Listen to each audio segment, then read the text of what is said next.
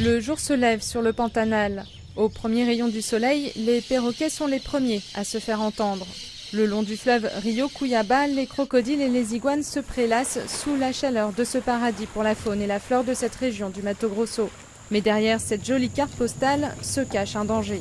L'Organisation de protection de l'environnement WWF révèle que 14% de la région du bassin du Rio Paraguay court un risque écologique. Ici, vu les conditions, on a l'impression que tout va bien, que c'est une région préservée.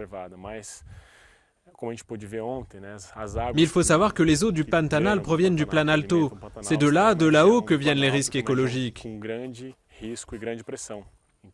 Alors oui, cette région est menacée à cause de la façon dont les eaux sont mal utilisées en amont. Près de 30 spécialistes du Brésil, du Paraguay, de la Bolivie et de l'Argentine ont mené des recherches pendant plus de 3 ans. Aujourd'hui, le WWF tire la sonnette d'alarme pour une protection urgente du bassin du Rio Paraguay. Déforestation, agriculture à outrance ou encore développement urbain, autant de menaces pour le Pantanal, situé en plein cœur de l'Amérique du Sud. Une région qui s'étend sur 1 200 000 km², soit 2 fois la France.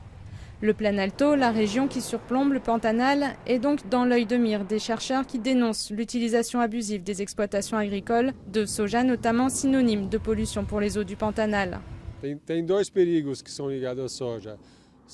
Il y a 2 dangers liés au soja. Le soja est cultivé dans une région où naissent les sources qui vont ensuite alimenter et former le Pantanal. Quand il y a beaucoup d'agriculture, il y a beaucoup d'érosion et ça implique que les sédiments abîment et déforment les cours d'eau du Pantanal. Il y a aussi les risques provoqués par les pesticides utilisés dans la culture du soja et qui ont la possibilité d'être drainés dans le Pantanal avec des conséquences dramatiques pour la région. Les premiers nuages s'accumulent dans le ciel de cette région, mais les écologistes espèrent une prise de conscience générale pour soigner le mal dont souffre le poumon du centre de l'Amérique du Sud.